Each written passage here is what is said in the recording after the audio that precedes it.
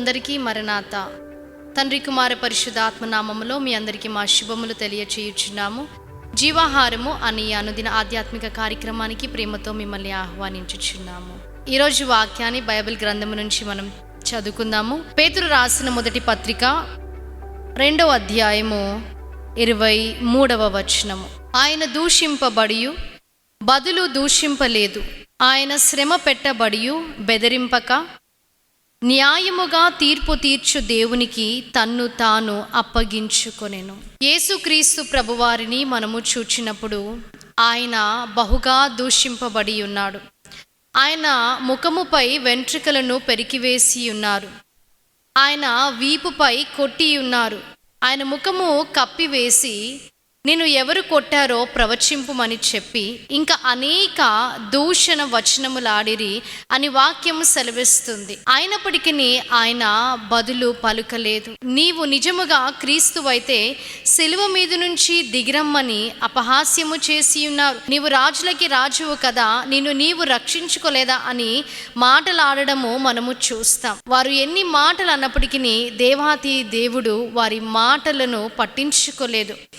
అలాగుననే వారిని ఒక్క మాట కూడా తిరిగి అనలేదు. తన్ను తాను సమర్థించుకోవడానికి ఆయన చూడలేదు. కానీ న్యాయముగా తీర్పు తీర్చే దేవునికి తన్ను తాను సమర్పించుకున్నాడు. గెత్సెమనే తోటలో ఆయన ప్రార్థన చేసి ఉన్నాడు. దేవా, నీ చిత్తం అయితే ఈ గిన్నెని నా యొద్ద నుంచి తొలగించుము, నీ చిత్తమే జరిగించుమని ఆయన ప్రార్థన చేసి ఉన్నాడు. కానీ తండ్రి చిత్తము యేసుక్రీస్తు ప్రభువారు ఈ మానవుల నిమిత్తమై మరణించవలసి ఉన్నది. ఆయన పరిశుద్ధ రక్తము చిందింపబడవలసి ఉంది.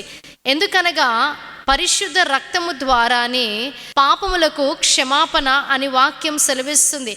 కాబట్టి మౌనముగా తాను బదులు ఏ మాట కూడా పలుకలేదు.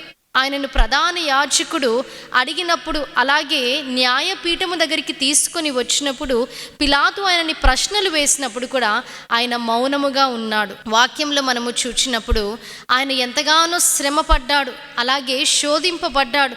కానీ ఏమీ కూడా మాట్లాడకుండా తన్ను తాను దేవునికి సమర్పించుకున్నాడు. మనము కూడా ఈ లోకములో ఎన్నో శ్రమలు మనకి ఉంటాయి.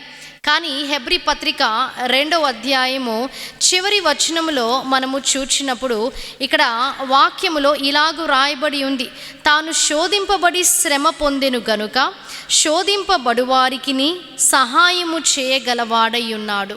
ఈ లోకంలో మనకి కూడా శ్రమలు ఉంటాయి. అనేకులు దేవుడిని ఎలాగైతే దూషించారో మనని దూషించేవారు ఉంటారు, బాధ పెట్టేవారు ఉంటారు. కానీ మరి వాక్యంలో మనము చూచినప్పుడు చివరి వరకు ఓర్పుతో సహనముతో ఉన్నవారు, అలాగే దేవునికి అప్పగించుకున్న వారికి దేవాతి దేవుడు జీవ కిరీటాన్ని దయచేస్తానని వాక్యం ద్వారా తెలియచేసి ఉన్నాడు. కాబట్టి మన శ్రమ ఎలాంటిది అయినప్పటికీ, మన శోధన ఎలాంటిది అయినప్పటికీ యేసుక్రీస్తు ప్రభువారు వాగ్దానము చేసి ఉన్నారు, మనకు సహాయము చేస్తానని. ఇటు వాక్యాన్ని దేవుడు మీ వినికిడిలో హృదయంలో దీవించి ఆశీర్వదించునుగాక.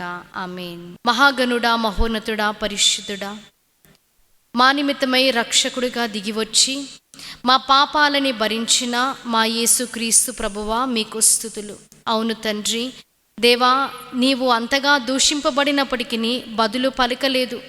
న్యాయము తీర్చే తండ్రికి మీరు సమర్పించుకొని ఉన్నారు. అలాగునే తండ్రి, ఈ లోకములో ఎన్ని శ్రమలున్నప్పటికీ కష్టాలున్నప్పటికీ తండ్రి, మీ దగ్గరికి మేము వచ్చినప్పుడు మా భారమంతా మీ మీద మోపినప్పుడు దేవా, మీరు కార్యము చేసే దేవుడిగా ఉన్నారు. కాబట్టి ఉదయకాల సమయమున తండ్రి మేము ప్రార్థన చేయుచున్నాం. అట్టి శ్రమలో ఉన్న వారిని మీరు జ్ఞాపకము చేసుకోండి. దేవా, విన్న వాక్యాన్ని ప్రతి ఒక్కరి హృదయంలో మీరు భద్రపరచండి. నజరేయుడైన యేసుక్రీస్తు నామములో అడిగి వేడుకుంటున్నాం ప్రియ పరలోకపు తండ్రి. ఆమేన్. అందరికీ మరణాత. దేవుడి మళ్ళందరినీ దీవించి ఆశీర్వదించునుగాక. ఆమేన్.